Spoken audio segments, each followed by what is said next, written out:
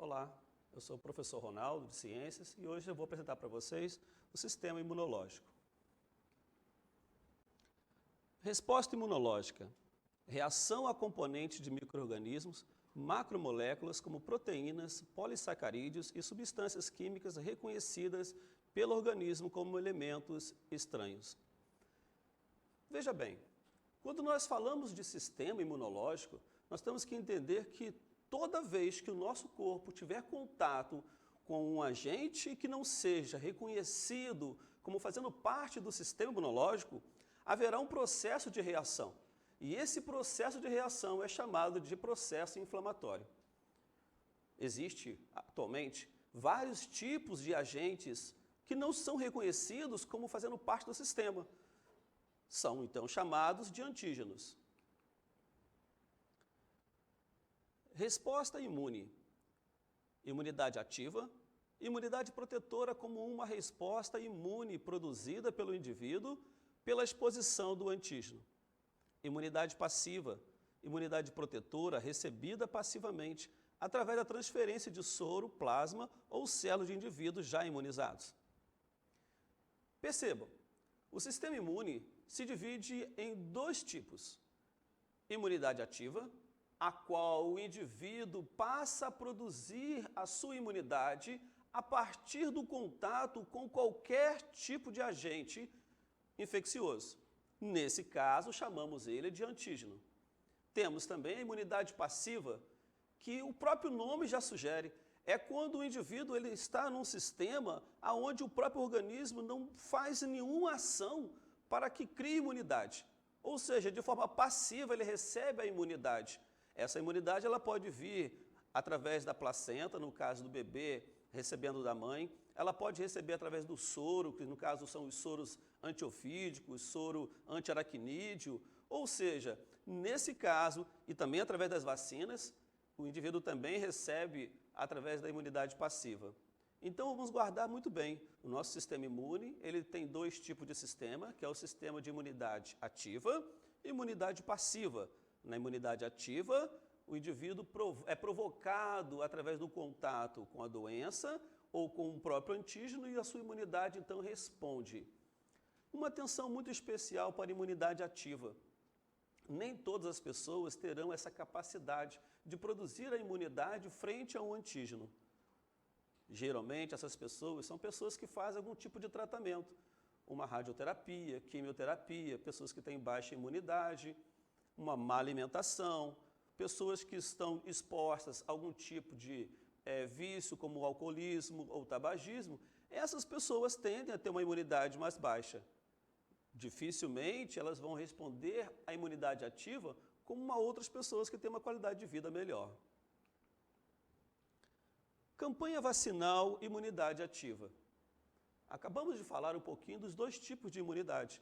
As campanhas vacinais são de suma importância para melhorar a imunidade. Poxa, se as vacinas são feitas tendo como base o agente infeccioso de determinada doença, como é o caso, por exemplo, da tuberculose, que ela é uma doença bacteriana causada pelo bacilo de Koch, a criança ao nascer, ela não tem essa imunidade. Então, assim que nasce, ela toma a vacina BCG.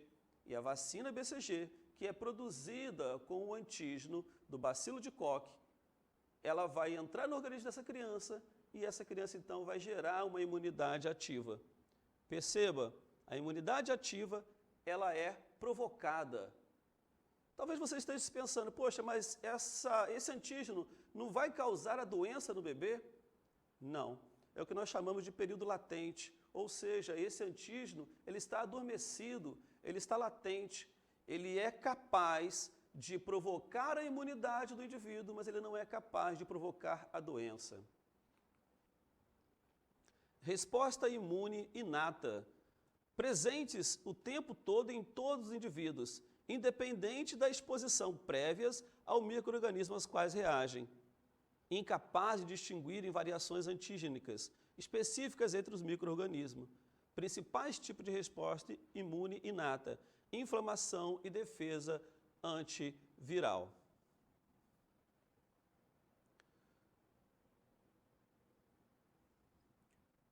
Vamos atentar, então, para a questão da defesa antiviral. Resposta imune inata, o próprio nome diz, é aquela resposta que, independente de qualquer coisa, o organismo vai tentar reagir frente ao antígeno. E aí, como nós estamos vendo aqui, ele terá a inflamação e uma defesa antiviral. O processo inflamatório, ele vai ocorrer em todas as vezes que nós tivermos contato com o antígeno. Lembre-se, a imunidade, ela é o quê? Ela é a resposta que o seu organismo e que o meu organismo dá frente a qualquer antígeno. Então, podemos dizer que antígeno nada mais é do que qualquer agente infeccioso que tenta entrar ou invadir o nosso organismo, provavelmente na tentativa de causar doença. Resposta imune adaptativa. Cada exposição ao antígeno gera células de memória de vida longa, proporcionando uma resposta mais rápida e específica. Muita atenção para essa imunidade ou essa resposta imune adaptativa. Perceba, o termo adaptativo vem de adaptação. Ele procura se adaptar à realidade que o próprio sistema está dando para ele. E vejam bem, proporcionar uma resposta mais rápida e específica. E atenção, células de memória. O nosso organismo, ele possui linfócitos T, linfócitos B. São células e linhas de defesa específicas para determinado tipo de infecção. Toda vez que o nosso organismo tiver contato com algum tipo de antígeno, é como se fosse um sistema de arquivamento. A nossa linha de defesa vai agora gerar uma memória guardada, arquivada, para que na próxima vez que o organismo tiver contato com o mesmo agente infeccioso, ele possa então ter uma resposta mais definitiva, mais fiel para neutralizar esse agente infeccioso. Então, muita atenção para essa questão, resposta imune adaptativa. Não reativa ao próprio. Tolerância a antígenos próprios ou autotolerância. Quando nós falamos em não reativa ao próprio organismo, quer dizer que a nossa imunidade ela não vai atacar os próprios sistemas imunológicos dela. É bem claro dizer que há, em algumas crianças, recém-nascidos ou bebês, ainda no processo intraútero, que quando a mãe é RH positivo e o pai é RH negativo, há sim, em alguns momentos, tá, uma destruição da imunidade do bebê, que são as células sanguíneas. Mas, como nós estamos falando aqui de situações não reativas ao próprio, ou seja, em nenhum momento haverá intolerância ao processo imunitário do próprio indivíduo. Ele vai, sim, reconhecer sempre os antígenos. Lembrando, lá no processo placentário, se a mãe tiver no seu sangue RH positivo e o pai RH negativo, há a possibilidade de acontecer uma destruição das células ou das hemácias ainda intraútero. Fagócitos. Células cuja função primária é, atenção aqui, identificar, ingerir, destruir patógenos.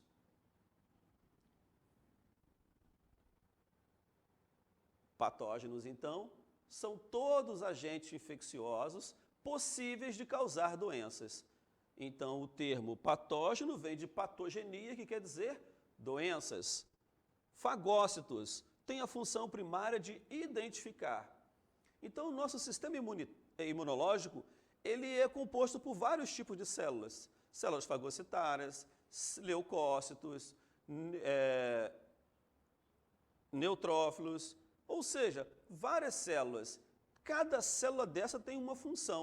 As células fagocitárias têm a função de fagocitar, ou seja, de envolver, de neutralizar, de identificar o agente infeccioso.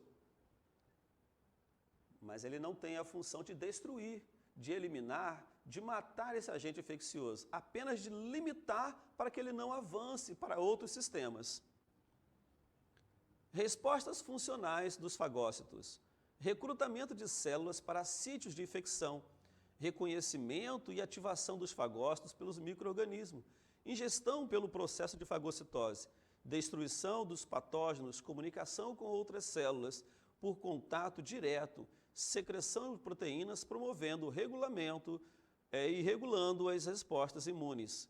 Fagócitos são macrófagos. Então, resumidamente, nós temos que o processo fagocitário é produzido pelas células macrófagas que têm a função, então, de identificar o agente infeccioso.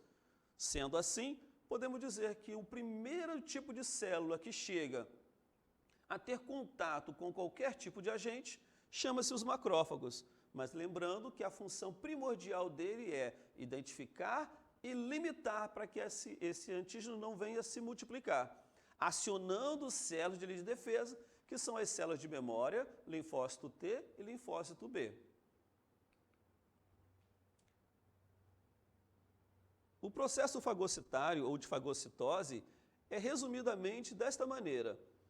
A bactéria entra então em contato com o organismo, há então uma adesão, logo após há um englobamento, que é o processo fagocitário, e então a fusão e a degradação.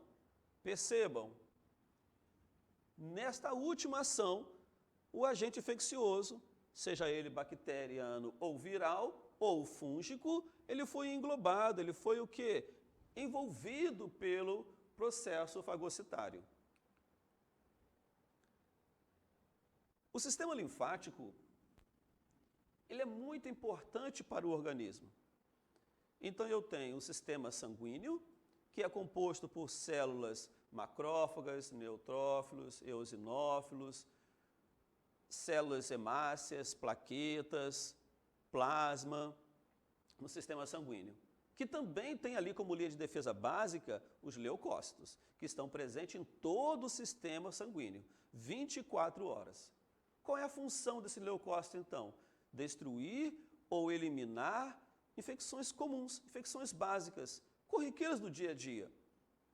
Mas, quando essa infecção ela é mais generalizada, mais complexa, o sistema linfático ele é acionado. Esse sistema linfático ele só vai atuar em infecções mais complexas, protegendo o organismo de uma infecção generalizada, evitando, então, uma complicação que é muito comum nós ouvirmos, chamada septicemia. A septicemia, então, é uma infecção generalizada causada pela falha do sistema linfático, provavelmente causada por uma baixa imunidade. Uma imunidade que o organismo do indivíduo não tem, devido a vários fatores. As células do sistema imune se originam na medula óssea, onde muitas também amadurecem. A partir da medula, elas migram, patrulhando os tecidos e circulando no sangue. É um sistema especializado de vasos, chamado sistema linfático. Então, podemos dizer que o sistema linfático é a nossa última linha de defesa, que tem a função de agir especificamente quando há uma infecção de grande porte. Uma infecção que os leucócitos não deram conta, que os macrófagos não deram conta de eliminar. É então ativado o sistema linfático. E esse sistema linfático, eles têm que estar funcionante. Talvez você esteja pensando, poxa, mas se o sistema sanguíneo ele é composto por uma linha de defesa básica, que é os leucócitos, aonde então encontraremos o sistema linfático no organismo? O sistema linfático ele é encontrado nos gânglios linfáticos, a famosa íngua que as pessoas têm.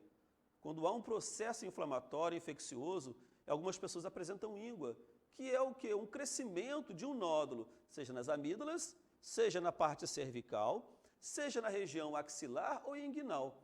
As famosas ínguas. As ínguas, então, popularmente chamadas, elas nada mais são do que o sistema linfático sendo ativado.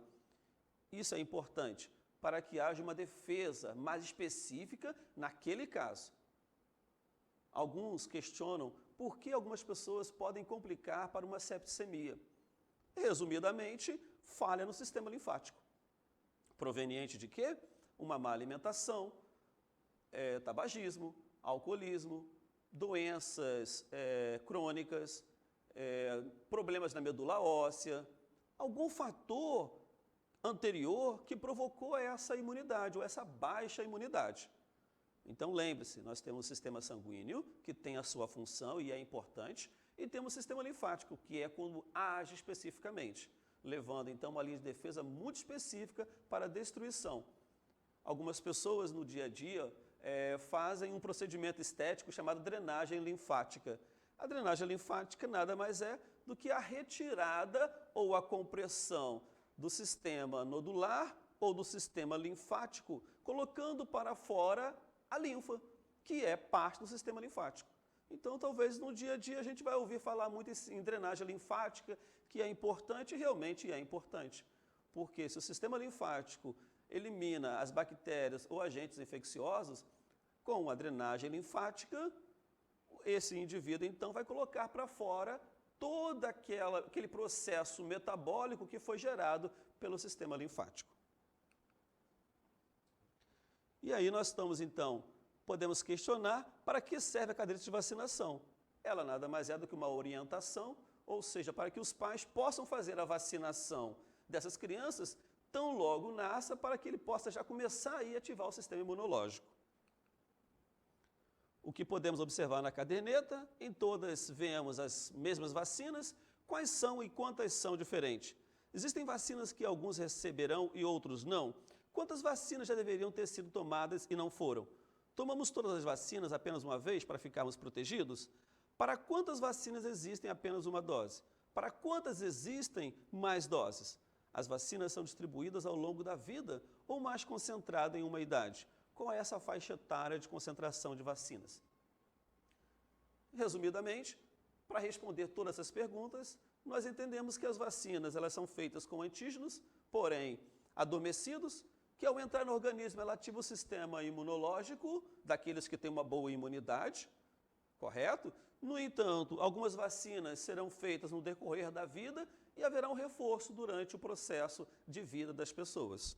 Lembrando que nem todas as pessoas tomarão a mesma vacina. Isso vai depender muito da sua imunidade. Esse será o tema da nossa próxima aula. E não se esqueça, para acessar esse conteúdo, basta apontar a câmera do seu celular na imagem que aparece no canto da tela.